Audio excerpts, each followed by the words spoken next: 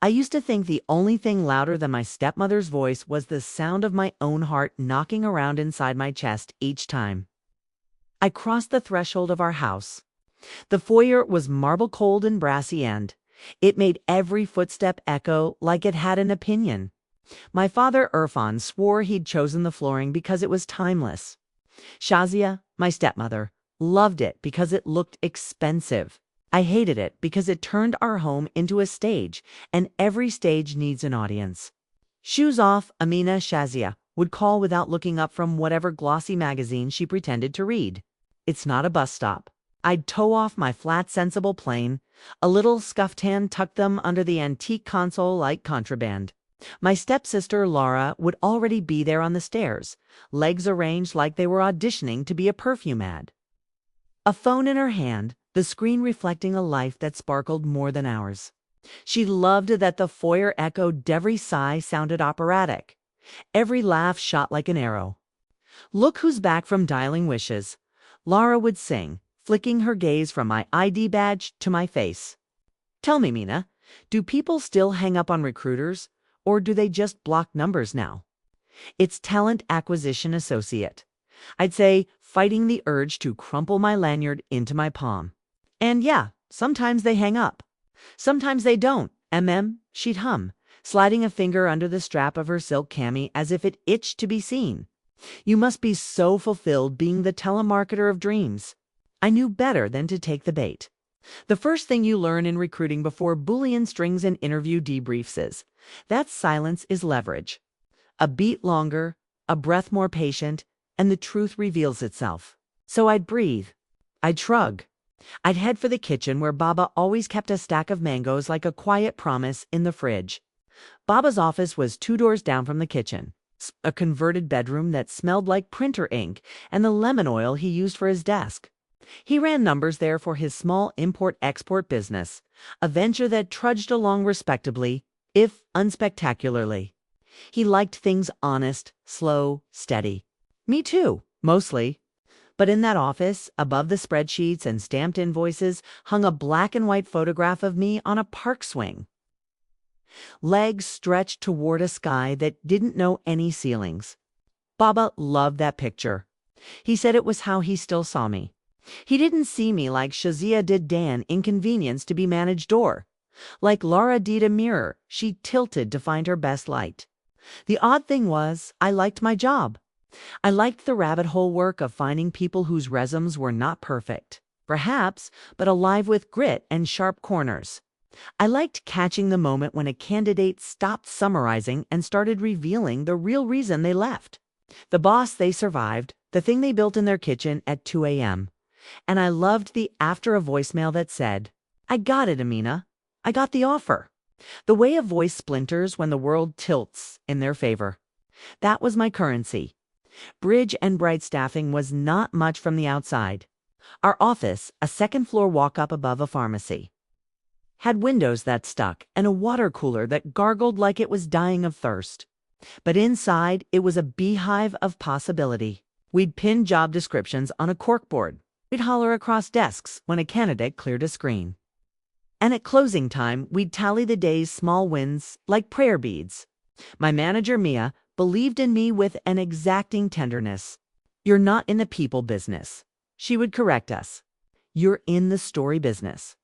People only move when their story changes." But at home, stories weren't allowed to change yet, at least not mine.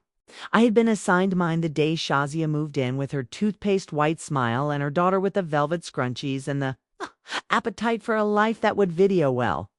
"This is your sister," Shazia had said. Her hand hovered just above Lara's shoulder like a minister's blessing. "You two will share a bathroom and a bond." What we shared was a hallway. What we negotiated was survival. Lara and I were the same age, 25 at the time, but to watch her glide through a room was to understand that some people are born with their own lighting. She had a fashion blog that became a boutique, that became a brand. She spoke the language of drops and collabs and edits. Boxes with her name on them arrived daily like fan mail from the universe. She thanked them on camera, purring into a lens that loved her back. Our aunties clucked about her business savvy at brunches. "Mashallah," they whispered, eyes bright. A modern girl, a star. At dinner, nights stretched like taffy. Shazia performed her role as CFO of the household, counting Lara's followers as if they were stock options. My father asked about my day in the way of a man trying to build a bridge to an island he cannot see through the fog. "How many people did you place?" he'd ask, searching for the precise word that would show he was paying attention. "2, I'd say." One was tricky. He hadn't worked in 6 months. We rerouted his resume, and Shazia would clatter her fork down, a punctuation mark dressed like etiquette. "You rerouted a resume. How daring." Lara would grin. She's a fairy godmother for LinkedIn. Every mockery was sugar-dusted with a laugh, then clapped away like chalk dust. If you called it out, you were sensitive. If you swallowed it, you were invisible. I tried being both. At night, I'd wash dishes with the radio on low so I could name a companion. I'd stand at the sink and think about my candidates, the quiet ones, the ones who had been told their stories were small. I'd think about the things I couldn't say at the table, that my job wasn't pinching pennies of purpose. That when a person's life changed because of a role I helped them find, felt like hauling someone into a boat from a river they didn't even know they were drowning in. "You did that," I'd remind myself, fingers slick with soap. "You pulled." But tension has a way of accruing interest in families where love is owed and seldom paid. It shows up in the smallest of ways, someone scooting their chair an inch away each night. It's a question not asked so often, it becomes a habit. It shows up in big ways, too. The summer, Lara announced her engagement. Our house staged a victory party that glowed with fairy lights and future plans. The fiancé ideal was the kind of man who wore loafers without socks and called everything strategic. He had a startup in fintech and a father who wore expensive humility like a cologne. "Everything is aligning," Shazia said, sweeping a hand over her hair like she was smoothing fate. "It's all clicking into place." I poured drinks, laid out canapes, smiled on cue. Lara posted photos in real time, racking up hearts as if her rib cage required them. "Smile bigger," she ordered softly when we took a family shot. "Think of something you love." "I'm thinking of the dishwasher," I whispered. She didn't laugh. Perhaps she had run out of room inside herself for anyone else's joke. The weeks that followed were a master class in the choreography of weddings. Shazia turned into a general. The guest list became a battleground. The dress, the decor, the content plan, each a hill to die on. I was assigned to logistics, a word that felt like a demotion and a sentence. I ordered things that came in over-branded boxes. I scheduled things that moved like mirages. I answered questions that were not mine to carry. Underneath the rehearsed joy was an ache I couldn't name. Maybe it was the realization that I had been conscripted into a narrative where Lara's milestones were everyone's, and my quiet victories were cute. Maybe it was that Baba, anxious to keep the peace, kept offering me kindness in private and neutrality in public, which is a little like giving someone an umbrella for the rain and confiscating it in the storm. Maybe it was my own fault, the way I let their laughs get under my skin like a splinter I decided to live with. Something in me kept count, though. Not of the slights, those were too many, or the hours I donated to Lara's image factory.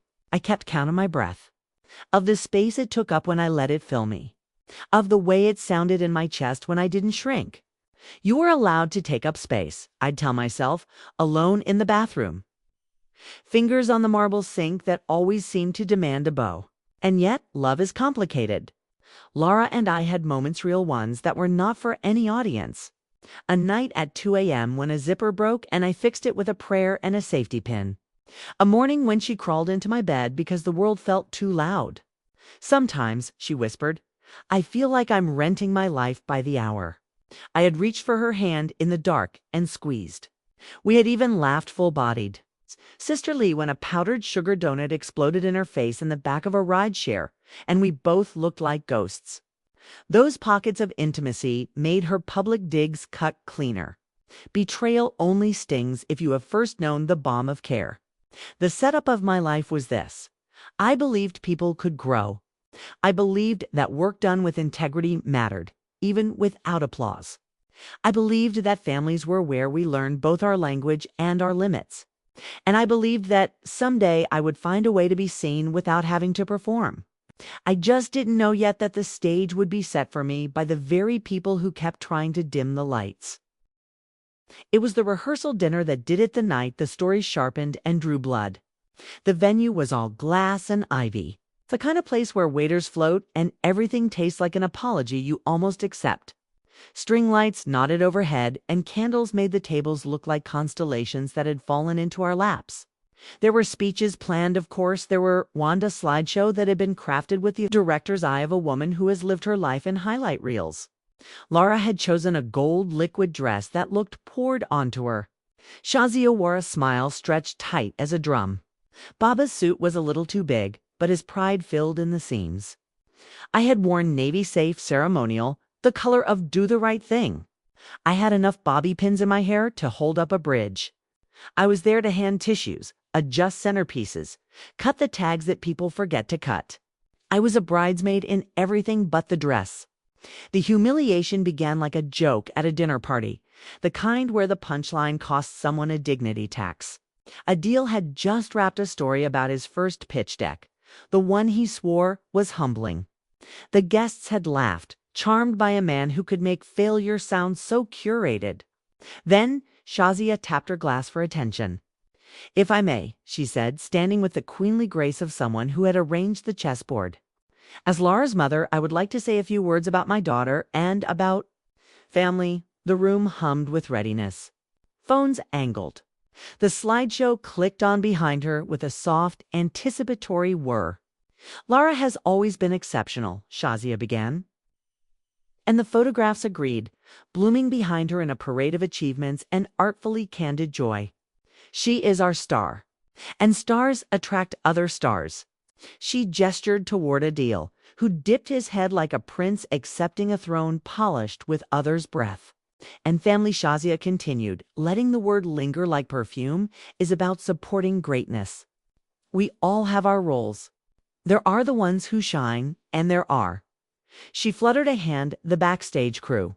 A polite chuckle rippled through the room. My stomach tightened, and my breath began to measure time differently.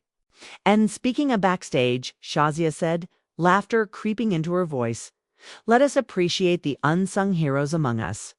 Not everyone can be a CEO, right? She tilted her head toward me, her smile the shape of a blade. Some of us make phone calls. A few people laughed because they didn't know not to. I felt the heat rise in my face like a tide I'd been warned about. I mean, truly, Shazia rolled on, emboldened by the room's compliance. Our Amina is so dedicated to connecting others with opportunities. Such a selfless calling. And who knows, maybe tonight she'll network her way into something with benefits. Laughter spiked, the kind that pretends to be harmless even as it peels skin. My mouth tasted like metal. I glanced at Baba.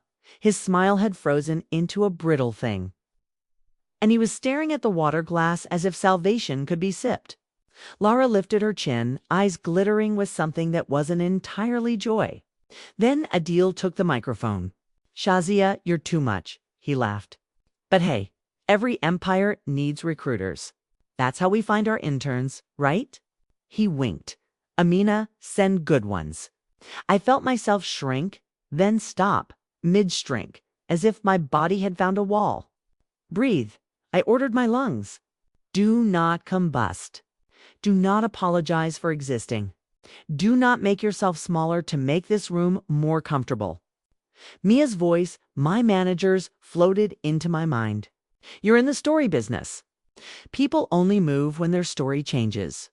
Shazia gestured at the slideshow operator who, obedient to cues that seemed to exist under her skin, clicked to a photo of the two of us, Laura and Mage 7.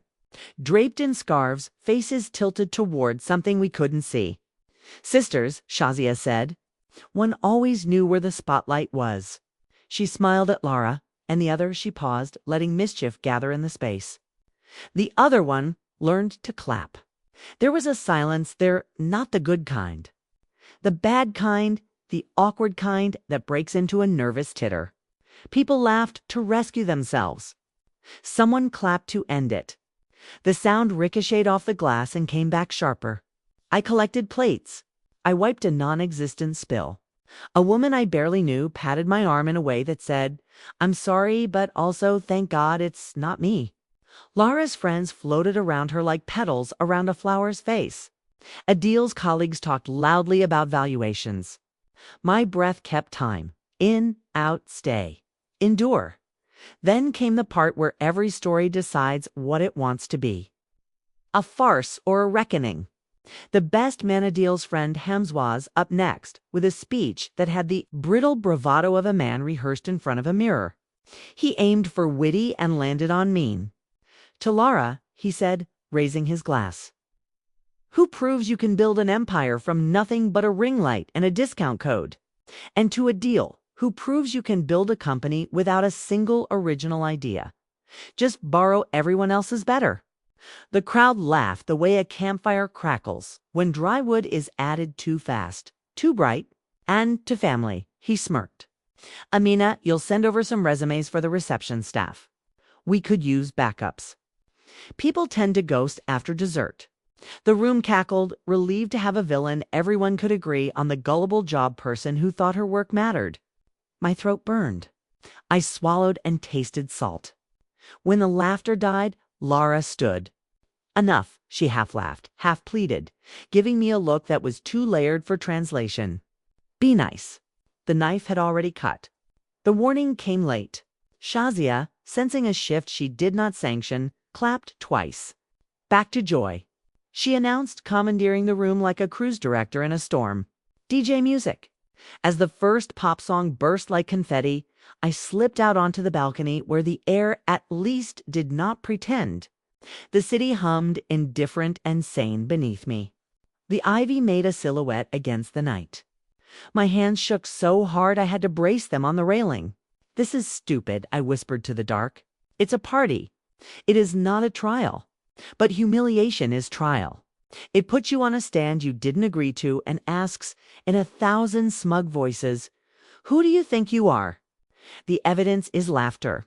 The verdict is handed down by people who will forget your face tomorrow, but will still sleep sweetly tonight." The door opened behind me and clicked shut. "You okay?" Lara's voice, soft but carrying. I didn't turn. "Are we really doing this? You okay after what just happened?" She sighed. "Mom was extra. Hamza is an idiot. You know how they are." "No," I said, staring at the streetlight. "I know how you are. You let them." Her inhale was sharp. "Don't make this about you, Amina. It's my weekend. Be supportive." "Supportive," I echoed, like clapping. "I know that role. You're being dramatic. Your mother called me a backstage crew member to your star. Adil suggested I recruit interns for his empire. Your best man asked me to staff the reception. If I'm dramatic, it's because the script was handed to me." Lara came to stand beside me, her scent a blend of peonies and ambition. "You're sensitive," she said, not unkindly, "like a diagnosis. You always have been." Maybe I allowed. Maybe I'm also done. She flinched as if a wind had hit her. "Done with what?" "Done apologizing for not being you." We stood there, two silhouettes with a shared history and incompatible futures. The music thumped behind us like a heart trying too hard. Finally, she spoke, her voice small enough to fit between the leaves. "I need you tomorrow," she said. "Don't make me beg." I turned then, and her eyes surprised me, wet, human, scared. I remembered her at 12, face pressed to my window during a thunderstorm. I remembered her at 19, calling me from a dorm bathroom after a boy she trusted posted a photo he shouldn't have. I remembered the donut powder and the laugh that had unclenched something in my chest. Love is heavy like that. It drags memory in its net. "You won't have to," I said, and went back inside to finish my assigned role. But the night had imprinted something. The pain was not just mine. It belonged to the version of me who had been told again and again. That usefulness is her highest calling and invisibility her uniform. The humiliation had lodged under my skin like a shard I could no longer tolerate. Something would change. The story demanded it, and for once I wanted to be the one to pull the thread. The twist wasn't a thunderclap. It was slower, Like a sunrise you don't notice until the room is lit. It began the next week. 2 days after the wedding, when my manager Mia dropped a folder on my desk that felt heavier than paper should. "Confidential," she said, tapping it. "We just signed a client. Big one." Bridge and Bright had been nibbling around big accounts for years, putting in the work, collecting references, doing the small things impeccably so that someone somewhere in a glass building would say yes. Apparently, someone had. I opened the folder and saw a logo I recognized from billboards and TED Talks, Pay. A fintech darling that had raised a Series C so giddy it wore champagne like a halo. "We're handling their non-technical hires for the next 2 quarters, Mia said, eyes steady and fierce. "Operations, compliance, growth, HR, the technical side is going to a fancy agency that overcharges and underdelivers." She smirked. "We'll do the real work." My pulse ticked fast. The list of roles was long and detailed. Head of compliance, senior people operations partner, growth strategist.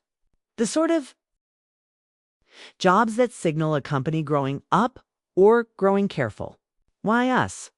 I asked because some part of me still didn't believe good things chose me. "Because their CEO is tired of being sold sizzle," Mia said. "He wants steak." "And because someone who used to be one of your candidates, remember Adina, the compliance specialist you placed at Foresight Bank?" I nodded. Adina had been precise and shy, with a brain like a sieve that caught only what mattered. "She's their interim head of compliance now. She recommended us." I felt a warmth spread from my chest outward, a good heat, the kind that soothes. The world remembers who you are, I thought, even when your family pretends not to. Then I turned a page and saw something that made the room tilt just a little. A list of open critical investigations relating to a whistleblower complaint at a recent acquisition Pay had made. The acquired company, ByteBridge Capital Law boutique investment platform, whose board included one Adil Ahmed director strategy. I stared until the letters rearranged into a language my brain could process. Adil, as in Mr. Loafers Without Socks, Mia said without looking up. "Looks like ByteBridge got rolled into Pay last year, and now Pay is trying to tie off legal and compliance loose ends. Adil is still technically advising their growth team." She squinted at me. "Problem?" I swallowed. "No, just surprised." "Don't be," she said. "Tech is a small town pretending to be a city." I closed the folder and looked out the office window where a pigeon was conducting its own board meeting on the sill. This wasn't a thunderclap, but it was weather. It explained the current I felt beneath the paper. It also aligned the universe in a way I hadn't dared to script. The company that had held up, a deal like a trophy, now needed what I did for a living, and they needed it urgently and quietly. The story is moving, I told myself. Keep up. In the days that followed, I was assigned the compliance and people ops roles. Mia knew my knack for reading not just resumes, but the river beneath them. I set up intake calls with hiring managers who sounded both harried and relieved. I reviewed org charts that bore the scars of growth spurts. I've built scorecards that measured not just skill, but spine. And because the universe has a sense of humor. I spent hours on the phone with Adina, the candidate I had once coached through an imposter syndrome swirl. Now she spoke with a careful authority that made me proud. "We need people who won't flinch," she said. "The whistleblower complaint is messy but fixable. We need grown-ups." "What about ByteBridge?" I asked because curiosity is a recruiter's true vice. She exhaled. "A mess," she said plainly. "Lax vendor vetting. Sloppy record keeping. Adil is shiny and charming and not a details man, if you catch my drift. Pay is cleaning house without making headlines. We need people who understand that compliance isn't the brakes, it's the steering." After each call, I would sit for a minute and let the weight of things settle. This wasn't gossip. This was the plumbing of a story that would flow into my life. It made Shazia's twin narratives of status and spotlight look like a child's puppet show. Real power, I was learning. Whispers. It fixes. The second twist arrived at my father's dinner table. It had been a week since the wedding. The flowers had sagged. The last of the guests had posted their filtered farewells. The house had begun to deflate in relief. Shazia was in a good mood, post-victory and pre-next event. The sweet spot where she could pretend life was a page she had turned. Lara was at the table too, her phone face down like a hostage, not allowed to speak. Adil starts a new advisory project next week, Shazia announced. Passing the doll with the benevolence of a monarch distributing land. Big plans, strategic. That's good, Baba said, gently pleased. Work is good. Lara smiled, but it reached only halfway. It's fine, she said, sounding unlike herself. He's busy. Shazia poised her spoon as if sculpting a response. Ah, she said. Newlyweds. You'll find a rhythm. Maybe, Lara said. She looked at me then, a look that held questions and an old reflexive challenge. How's the resume rerouting? Busy, I said. We signed Zierpay. It's a lot of roles. Good ones. Shazia's smile thinned. Oh, the app, she said, voice slipping into a register that was both amused and dismissive. Everyone uses it. Very modern. She turned to Baba. You should download it. Already did, he said, surprising us both. Amina told me. It's useful. I hid my smile in my water glass. Shazia blinked, then refocused on her script. Adil knows those people, she said, as if that made them more real. He's advising them now. Join forces. Perhaps Amina can fetch him in turns, and he can. What is the word? Mentor you. I met Lara's eyes and saw IT panic flickering through varnish. Mom, she said carefully. Stop. What? Shazia asked, affronted by the idea that she could be anything but helpful. I am making a connection. Enough with the connections, Lara snapped. And there it was, the real vein. Not everything needs to be content, Mom. Not every moment is for a reel. Not every person is a prop. Silence stunned the room. Baba's spoon clinked against his plate. A fly, finally smug enough to land, chose the salt cellar. Shazia's lips parted in indignation. Excuse me? Lara pushed her chair back. I'm tired, she said.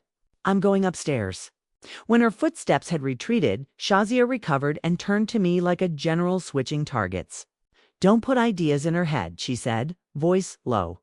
She needs to be focused. This is her time. Something inside me, a wire that had stretched to far, finally snapped. She humiliated me at her time. I said, calm as a level. And you orchestrated it? Shazia's nostrils flared. Oh, for God's sake, Amina, don't be so sensitive. It was a joke. No, I said. It was a message that my work doesn't count unless it can be filmed. Baba put a hand out like a man who can see the car crash coming but has misplaced his brake pedal. Let's know, I repeated, and I breathed deeply and without permission. It's okay, Baba. I'm done here. I stood, collected my plate, and took it to the sink. My hands did what they always did, washed, rinsed. Dried, but my mind was already elsewhere. In an office above a pharmacy, where people believed stories were currency and that mine, in particular, could buy something other than approval. 2 nights later, the third twist arrived as a text at 11:43 p.m. Lara, are you awake? Me, yes. Lara, can we talk? I had a feeling the conversation would be heavy. The kind that requires the kind of love that tells the truth even when it stings. I made Teahurst chamomile, mine mintan, set them on the coffee table in the den.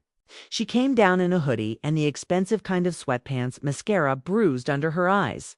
Okay, she said, folding into the couch like a person who has been pretending for too many hours. Everything is falling apart. I didn't say, of course it is. I didn't say, I warned you about men who love mirrors. I said, tell me. She blew on her tea and stared into it as if the leaves might arrange themselves into mercy. Adil's advisory role. She said, using air quotes like a weapon against a word. It's probation.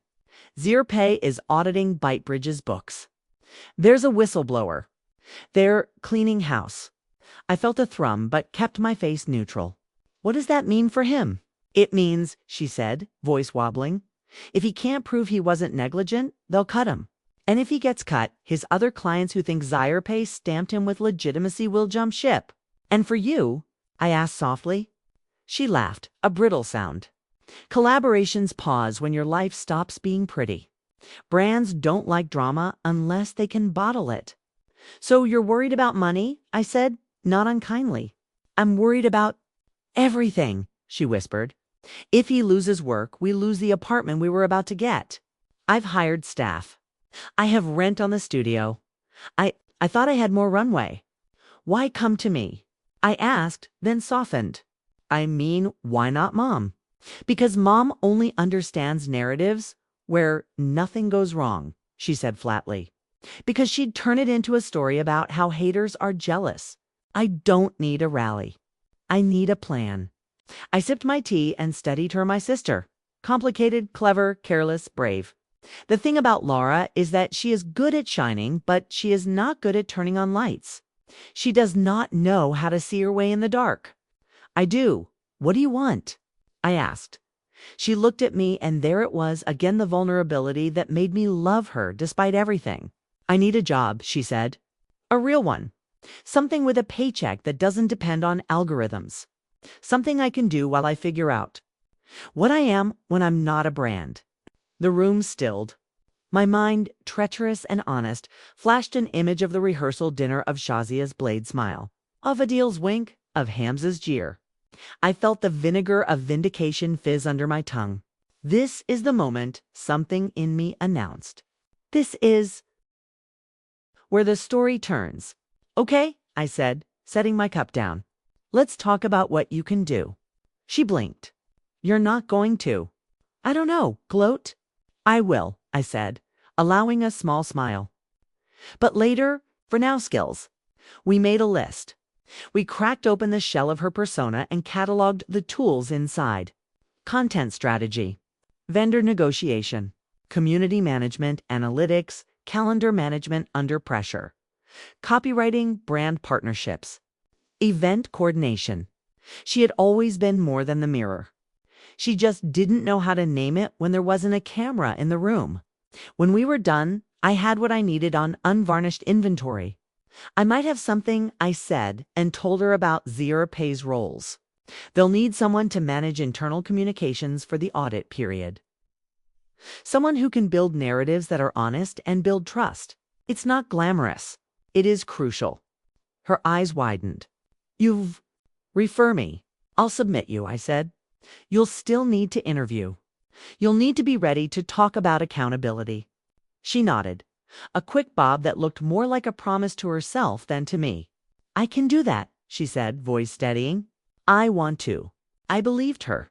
I also believed in justice, the kind that did not turn into cruelty. I went to my room, drafted an email to Adina, and attached a stripped-down resume we had built in an hour that felt like a lifetime. Subject, candidate, referral, internal communications, contractor, audit support body, Adina. Meet Laura. She's not a typical corporate comms profile. She is battle-tested in audience engagement, crisis messaging, and vendor management under chaotic timelines. She's done it in the wild without institutional support. She can do it in a system that values clarity and integrity. If you're open, I'd like her to do a paid trial project to assess fit. I hovered over Sen, thinking of the balcony and the question Laura had asked, "Don't make me beg." She did beg, a small voice in me argued. She came to you and asked for help with her life on fire. The word beg is not always about posture. Sometimes it's about truth finally kneeling. I hit send. Justice arrived, wearing a blazer and holding a laptop. It took the form of a calendar invite titled Zir Paycom's Trial Project. Candelela Qureshi. Adina had responded within hours, intrigued. We can give her a 4-day paid assignment, she wrote. If she can synthesize messy inputs, write clearly for multiple audiences, and not panic when legal edits land, we'll consider a 3-month contract with an option to renew. Laura stared at the screen as if it were a doorway to a room she wasn't sure she deserved to enter. For days, she said. I can do for days. What do I need? A quiet place, I said. Wi-Fi, humility, and a willingness to say, I don't know, but I will find out. The trial began on a Tuesday. I set her up in my office on a spare desk because I wanted to watch without hovering and help without rescuing. Mia approved. She liked experiments that could prove people wrong about themselves. Everyone deserves a range, she said. Even influencers. The project was brutal in the way real work often is. Adina sent over a mess of documents, audit timelines, legal memos, a draft from a PR firm that sounded like it had been written by a committee allergic to verbs. We need, she wrote, 3 internal updates, 1 for leadership, 1 for all hands, 1 for the acquired ByteBridge team who feel like they're walking into a firing squad. Also a Q&A document for managers who will get peppered in 1 southtone.com, direct, precise. 0 spin, maximum context. Laura read everything like a student who knows the exam is not multiple choice. Then she started asking questions, the right ones, the ones that signal competence because they admit ignorance quickly. She filled pages with notes. She built outlines. She reduced noise into signal, jargon into English. Her first draft came in rough because all first drafts do. Her second was cleaner. Her third made Mia lean back in her chair and whistle. Well, I'll be damned. I watched my sister work. Not perform work. She sat with discomfort and didn't flinch. When Adina's legal team slashed whole paragraphs, she adjusted. When a senior leader asked for euphemisms, she pushed back kindly. If you want employees to tell you the truth when it's hard, she said in one email I will never forget, they have to see you practice it. On Friday, the verdict arrived. Adina called me directly, voice warm and efficient. We want her, she said. 3-month contract starting Monday. Fair rate. Deliverables are clear. I thanked her and hung up and sat with the news the way you sit with a meal you cooked that turned out as you hoped, hungry and grateful. Then I called Laura into the conference room because justice deserves a stage too, sometimes. You got it, I said. Her face went through a series of expressions, shock, relief, wonder, something like. Then she covered her mouth and cried, the honest kind, the kind that rinses. I crossed the space between us and held her. And for a moment we were not anything but sisters who had both been brave enough to change. Justice, though, isn't a private emotion. It's also an event. The next day, Shazia organized a small family dinner to celebrate the end of a beautiful wedding cycle. I braced Baba roasted chicken and put out the good plates. Shazia lit candles so aggressively one toppled over and singed a napkin. Lara arrived in jeans and a sweater and a face that looked newly unburdened. Adil came too late, making calls on the porch like a man trying to triangulate a life that kept moving while he blinked. At the table, Shazia began a toast that sprouted humble brag leaves quickly. To our newlyweds, she announced, and to the promise of what's ahead. And to family who stands with us in triumph and tide. She shot me a look that was, for once, not barbed more. Wary, actually, Lara said, standing. I'd like to say something. Shazia sat, startled. Baba smiled into his glass. Adil looked up like a man woken mid-nap. Lara cleared her throat. I've started a new role, she said. A contract with Zirpay in internal communications. I'll be working with their compliance and legal teams on the audit. It's important work. I'm excited. A hush, then a murmur.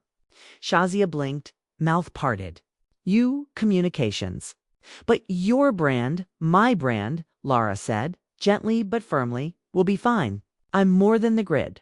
Adil recovered first, because men like him always do. Babe, that's great, he said, but there was a tightness in his jaw. You'll handle emails. He smiled at the table. She's always been so good at making things sound nice. Lara's spine straightened in a way I recognized it had the geometry of dignity. I'll be telling the truth, she corrected, to employees who deserve it. And she added, looking at me. I wouldn't have gotten the role without Amina. The room pivoted to me like I had suddenly developed a spotlight. My instinct was to duck. I didn't. I lifted my glass and nodded. I referred her, I said. She earned it. Shazia coughed, a sound that might have been a broken laugh. Well, she said slowly, isn't that sweet? Sisters helping each other. Very. Backstage of you, Amina. I put my glass down, my hand steady. No, I said, polite and clear. Very central stage. Zierpay is our client. I'm staffing their audit hires. A drop of silence landed and spread. Adil's eyes narrowed, calculation clicking like gears. Our client. He repeated. Yes, I said. Bridge and Bright Staffing. We're handling their non-technical hires. Compliance, people ops, comes. I'm leading that pod. The justice landed with a clean sound. I didn't smirk. I didn't savor.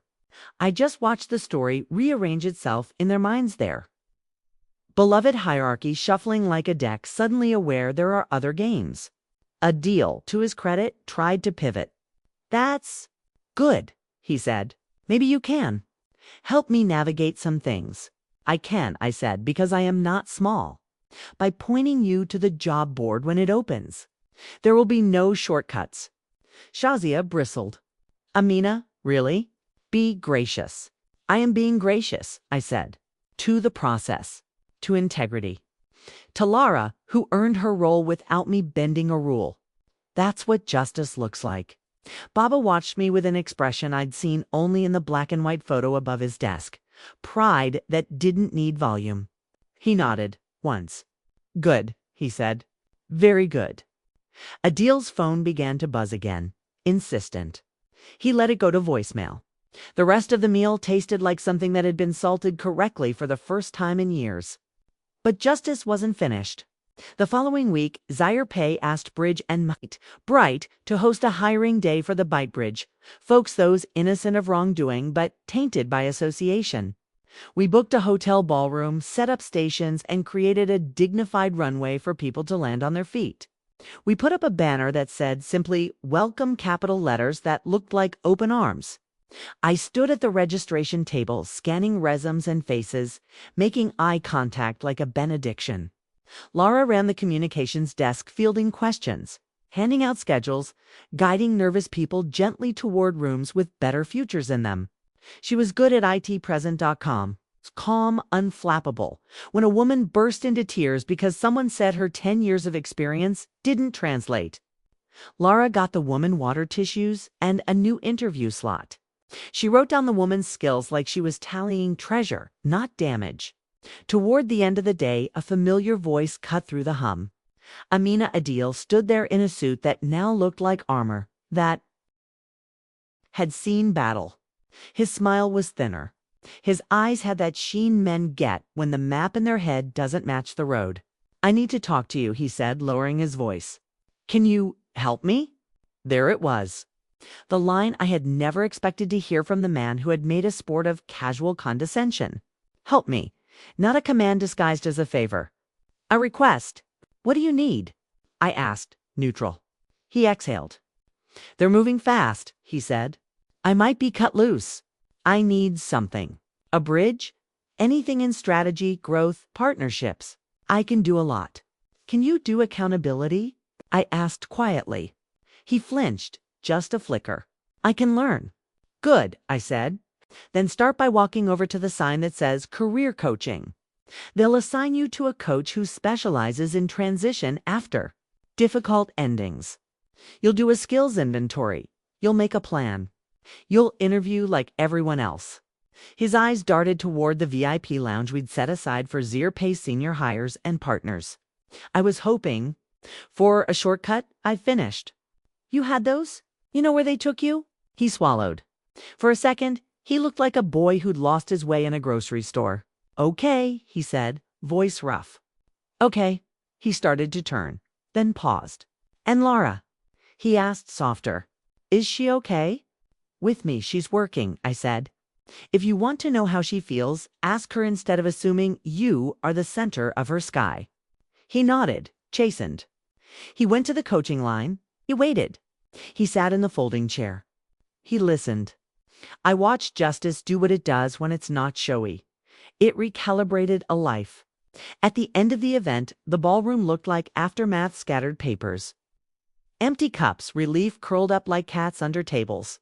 Our team clapped for each other, the way you clap when you've built something with your hands and your honesty. Mia hugged me so tightly I nearly lost a shoe. You did that? She whispered. You changed rooms? Laura found me near the coat rack. She was flushed, hair messy, eyes bright with the good kind of tired. That felt real, she said, like work that matters. It does, I said. She took my hand, her fingers cold with a day spent passing things to other people. Thank you, she said, for not humiliating me back. I squeezed. You humiliated yourself that night by letting them. Today, you reclaimed yourself. We stood there in the threshold of a room that had contained so many beginnings. Then we went home to a house where marble still echoed, but the sound it made in me had changed. Resolution is not a drumroll. It's a room with the windows open. It's the air moving through a space that was stale for too long. Weeks passed, then months. Laura's contract was renewed. She grew into the role the way people do when they are both challenged and trusted. She learned to write to legal and sound human. She learned to say, we don't know yet, and here's what we're doing meanwhile, without flinching. She told me once in a late-night text that felt like a truce offering. It's like telling the truth is a muscle. I didn't know I had it. It hurts good. Adil, for his part, did the work if not the penance. He attended coaching. He took a mid-level role with a smaller firm where he could not gild his way past the gate. He called Lara not to perform, but to ask if she had the bandwidth to talk. Sometimes she said yes. Sometimes she said no. That was its own justice. Shazia relocated her stage. She learned reluctantly that not all applause is a moral compass. She still loved a party. She still loved a narrative. But after the hiring day, when she tried to tell a story about haters, I watched her stop, recalibrate, and ask Laura a genuine question about her work. How do you know if your update works? It wasn't perfect. It was better. Baba and I found a better rhythm, too. He started asking me different questions at dinner. Not how many did you place, but whose story changed today.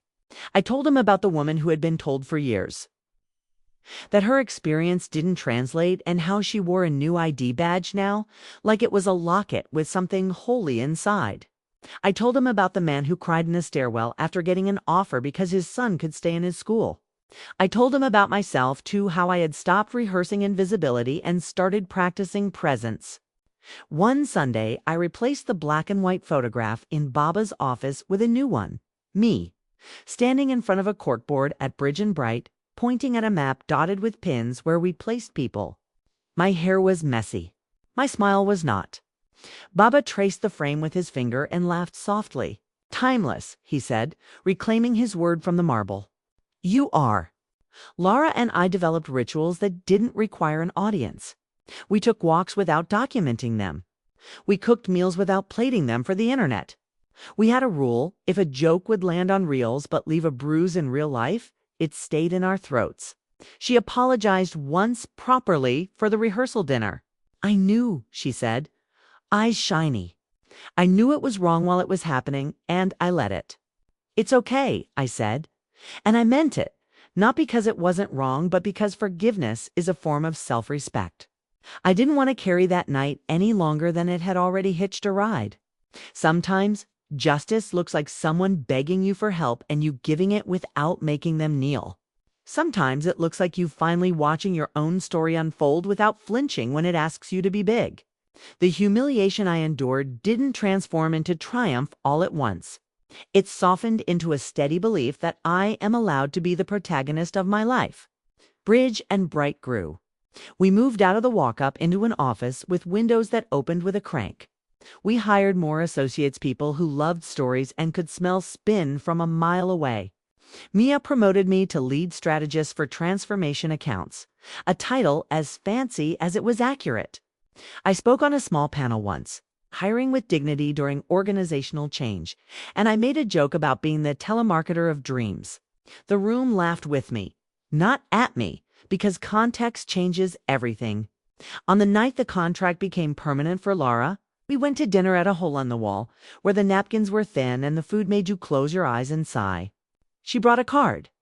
Inside, in her messy, round handwriting, she had written, "To the person who knew what I could do before I did.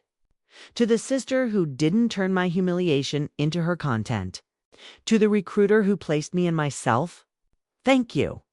I cried a little into my chai because some emotion is best salted with spice. She laughed and passed me an extra napkin. Do you ever miss it? She asked later, stirring her kia. The anonymity, the background. I thought about the balcony and the ivy and the taste of metal. I thought about the ballroom and the banner and the sight of a deal in a folding chair. Learning to start over. I thought about the sound my breath makes now, full, unashamed, like an orchestra tuning to the right note. No, I said. I think I was never meant to be backstage. I think I just didn't know where to stand.